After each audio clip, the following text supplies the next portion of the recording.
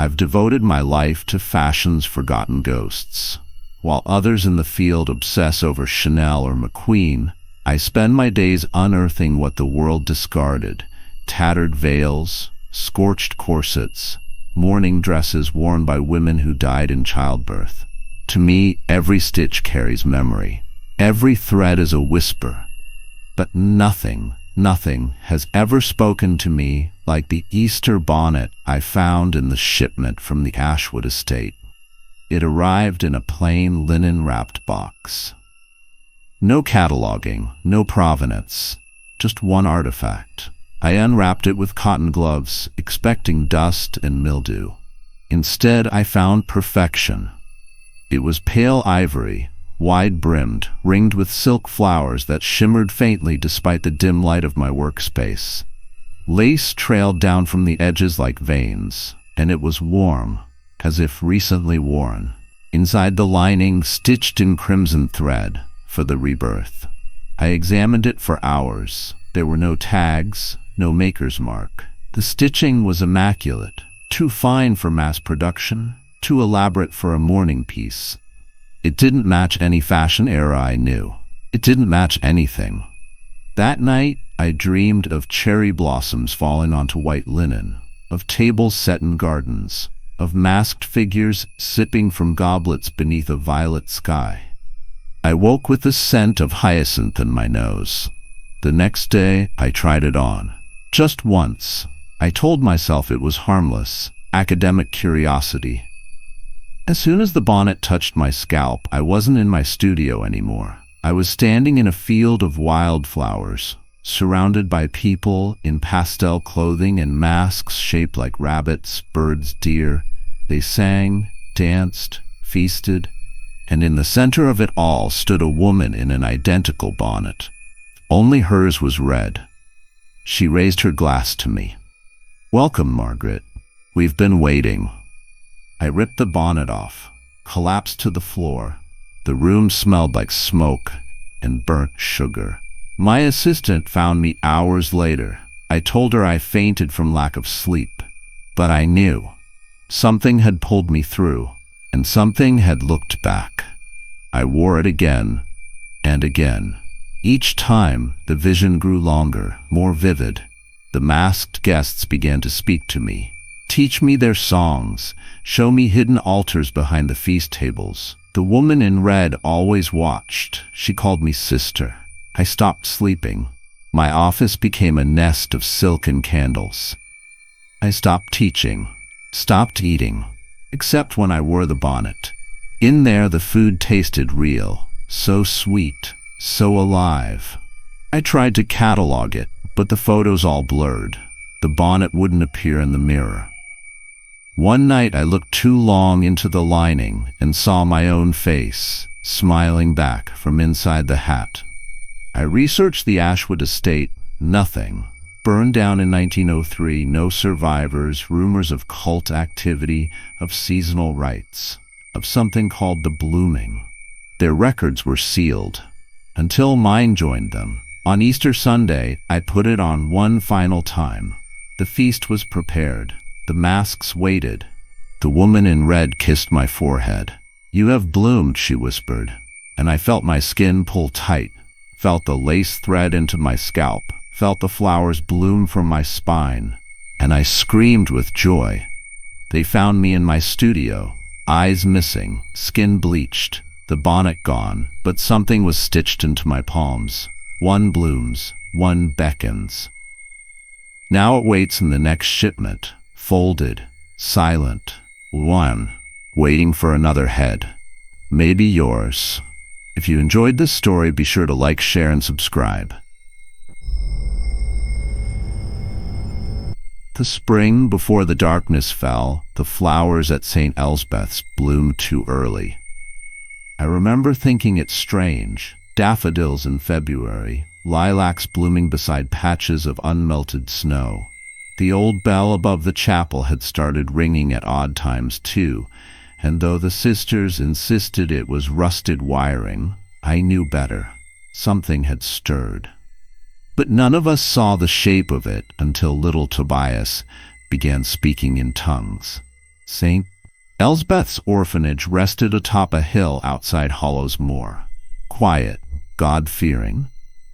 We raised children in the traditions of the church, structured, humble, and faithful. Easter was always our grandest celebration, and the annual Passion Play our proudest tradition. This year, Father Ainsley chose Tobias to play the role of Christ. It was surprising. The boy was a quiet thing, pale, rail-thin, rarely spoke above a whisper. But the moment he was chosen, something changed. He smiled. And that was the first time I ever saw his teeth. The other children began to follow him. He would sit under the yew tree, and they would gather around as if pulled by invisible thread. He told them stories, not from the Bible, but stranger ones, of rivers that bled honey, of skies where angels walked upside down. He spoke with the cadence of ancient things, words that made the hairs on my neck rise. When I asked what he was saying, Tobias looked at me with eyes too old for 10 years. "The name of the first breath," I slapped him. He didn't blink. Animals began to act strangely. The sparrows stopped singing. The goats on the hill knelt whenever Tobias passed. Even the dogs refused to bark at him. They simply lay down, bellies exposed, whining. Sister Maria found the chapel keg, its eyes gone, but no wound, no blood, just a withered husk. When we buried it, Tobias said, "The offering was accepted." I reported all this to Father Ainsley. He waved it off. "Children are strange. Easter brings spirits high." I prayed harder, but heaven was quiet. During rehearsals, Tobias refused the script. Instead, he spoke words none of us understood, low, guttural syllables that made the crucifix tremble on the wall. Sister Eloise fainted during one run-through, said she saw Tobias crowned not with thorns but with roots, worms wriggling through his scalp. The other children never looked away, even when he screamed, especially when he screamed. On Palm Sunday, the sanctuary filled with townspeople for the dress rehearsal. Tobias stepped onto the stage barefoot, robed in white. He raised his arms, and every animal in the fields, goats, dogs, birds, flocked to the chapel. They surrounded it, stared inside. Some knelt, and Tobias spoke. "Eloi, era, Tamurna." The sky darkened, the stained glass windows cracked, and the statue of Christ wept blood. Father Ainsley tried to stop the performance, but the children turned on him. They didn't touch him. They simply stared, and Father fell to his knees, screaming, clutching his chest. His heart ruptured. We buried him behind the chapel. The earth accepted him without resistance. Easter Sunday arrived. The children refused breakfast. They stood in the courtyard, hands clasped, eyes rolled back, and Tobias stood before them, smiling. He raised one hand, the bell rang. No one pulled the rope. The villagers gathered, drawn like moths. The Passion Play began, but it wasn't the Passion of Christ. Not any Christ I knew. Tobias was nailed to the cross. He bled sugar. His eyes opened and shone gold. He spoke one word, Maruth. The earth split, worms poured from the cracks. The trees screamed. The villagers clawed their own faces, chanting in tongues, and the children clapped. Now, the chapel is a mouth. It breathes. It feeds. The town is empty. The animals are gone. Only the children remain, their eyes glowing, their songs dark. And Tobias, nailed to his throne, whispering the name of something that should never have been remembered. I am the last sister, and I will not bloom. Not for this false Messiah, but I write this with sugar on my tongue, and I fear I already have. They tell us the sky used to be blue. I wouldn't know. It's been gray my whole life, gray like smoke, gray like bone ash. The sun's just a dirty smudge now, barely strong enough to cast a shadow. We live in Sector D3. once called Nebraska. Now it's just dust and rust, and the outline of buildings turned to skeletons. There are 37 of us, or there were before last year's hunt. We're all wards of the dome, raised, trained, selected. And every spring, they say it's time to celebrate. Time for the Easter hunt. Miss Callan's voice echoes over the speaker grid. Children of D3, rejoice. Your day of purpose has arrived. We line up in rows. Gray jumpsuits, plastic boots, masks hanging from our necks in case the wind picks up. There are no rabbits, no baskets, only ash dunes and the thick chemical scent of scorched earth. But we are told to smile, because it's tradition, because it's holy, because it's what the ones before would have wanted. They heard us past the checkpoint fence, beyond the ruins, past the warning signs, contaminated, no return. Each of us is given a device, black metal, shaped like a compass, needles spinning wildly. This will guide you, says Overseer Renz. Find the eggs, complete the hunt, bring renewal. What they don't say, but we all know, is that only some of us will return. And even those who do won't be the same.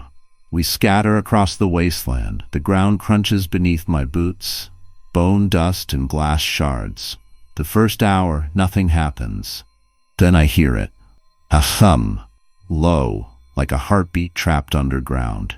I follow it and find my first egg. It's not plastic, it's warm, iridescent, pulsing slightly. When I touch it, it burns. My fingertips blister instantly, and then it whispers. Not in words, but images. My mother's face, soft and smiling, a green field, a rabbit, rotting from the inside. I drop the egg. It doesn't fall, it hovers, then drifts upward, shrieking like a dying bird, and explodes into ash. The device on my belt clicks once. One egg collected. As the day burns on, the sky darkens. I pass others, some crying, some laughing. One boy, Malik, is digging into the dirt, nails snapping off. Can't you hear them? He murmurs. They're singing. He has 5 eggs. His eyes are gone. Still he grins. By sunset, I have 3, each one worse than the last. One screamed my name in my father's voice. One made me vomit blood. One showed me a memory I never lived, of me as an adult, harvesting children.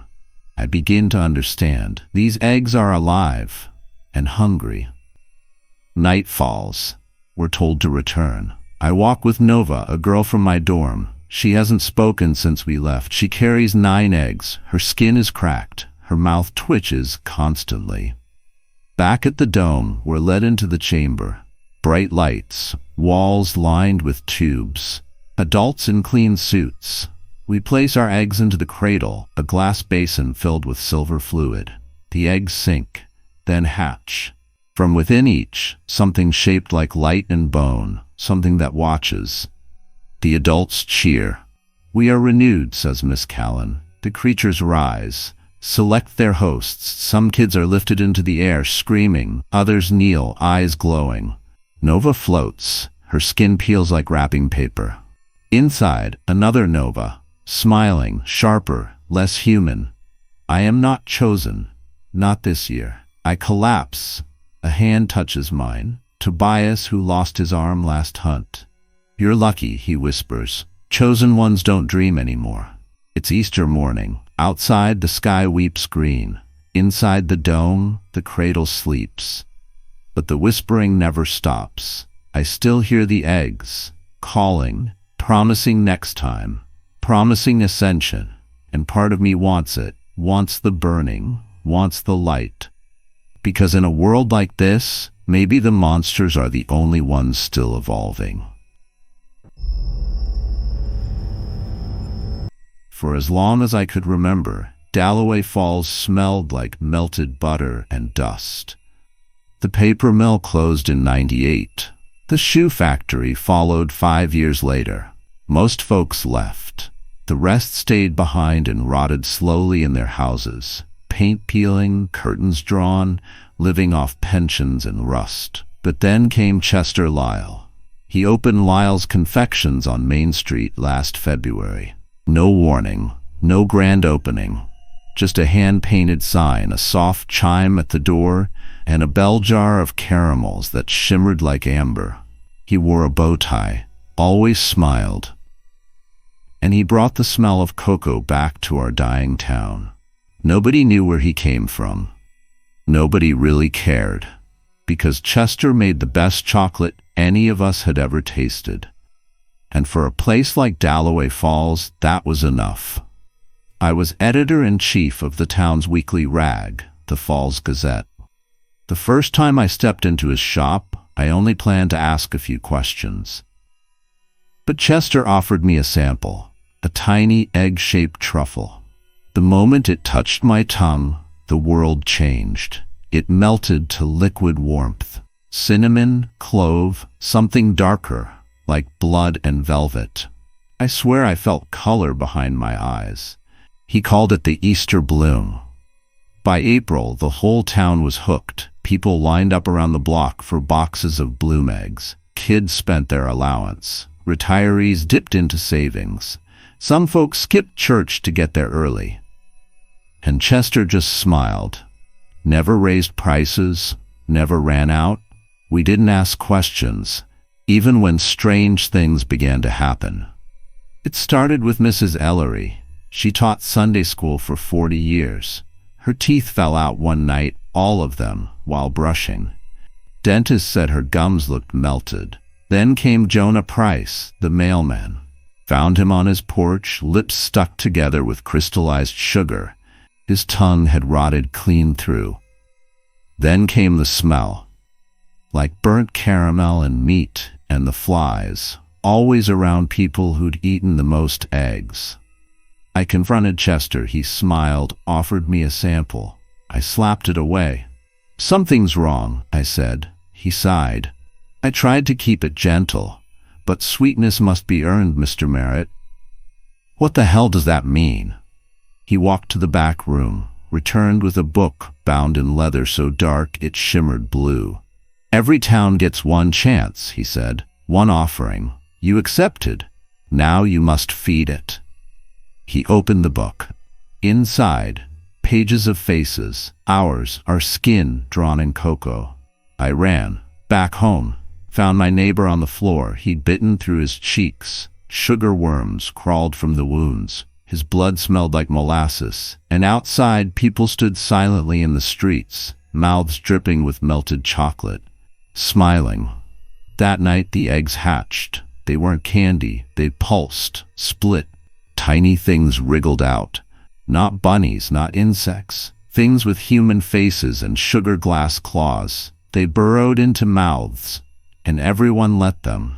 I tried to stop it, set fire to the shop, but Chester was already gone. Only the smell remained. Sweet. Rotting. It's Easter now. There's a new chocolatier in the next town over. I saw the sign on my drive. "Try the bloom egg. One taste and you'll never forget." I wanted to stop, just for a second. I didn't, but I keep dreaming of sugar, of my teeth dissolving, of Chester's voice whispering, "Sweetness must be earned." And I know it's coming next. The Monday before Easter began like any other in our sleepy Virginia town of Hollow Creek. The morning sun bathed the white steeple of First Hope Baptist in gold. A light mist clung to the gravestones that bordered the church like silent congregants. The lilies were blooming. The bells were polished. The sanctuary smelled of pine cleaner and old hymnals. It was peaceful, sacred. Until I saw the first flower. It stood beside old Abigail Carter's grave. At first glance, I thought it was a rose, but no rose I'd ever seen grew so pale, its petals nearly translucent, streaked with blue veins like an old woman's hands. And the texture, rubbery, moist. I knelt down, the smell hit me, a blend of rot and iron, familiar, like blood. A weed, I told myself. A strange weed. I reached to pull it. The stem jerked away, just slightly, as if resisting. I stood quickly, heart hammering, but it didn't move again. I fetched a spade from the shed, returned, and dug it up by the roots. Tossed it in the incinerator we used for old hymnals. I didn't tell the groundskeeper, didn't tell anyone. That night I dreamed of Abigail. She sat in her pew, wearing her Sunday best, worms crawling from her mouth. "He is risen," she whispered, and her jaw unhinged. Tuesday morning, 3 more flowers had bloomed. One on the grave of Paul Hensley, the other 2 on infants lost in 1911. Identical in every way. Pale, skin-like, veined. They opened only at night. By morning, they curled into tight fists. I called Dr. Emery, our local botanist. She came that afternoon, examined one, and frowned. "I don't recognize it," she said. "It doesn't behave like any native flora. Could it be cultivated? Possibly. But who would graft tissue into a flower?" She laughed. I didn't. Wednesday, I buried a man who had drowned in his bathtub. That night, a flower bloomed from his grave. Still moist, fresh. I went to the church archives. Burial logs. Dates. I marked every grave that now bore a bloom. Each one belonged to someone who had died on Easter week, every 7 years. I checked the year. It had been 7 years since the last full bloom. Thursday evening, I stood watch. The wind was still, the cemetery silent. Then at 11:47 p.m. they began to open. Dozens. Every grave that matched the pattern. Each flower bloomed in unison, and from each a whisper, "He is risen.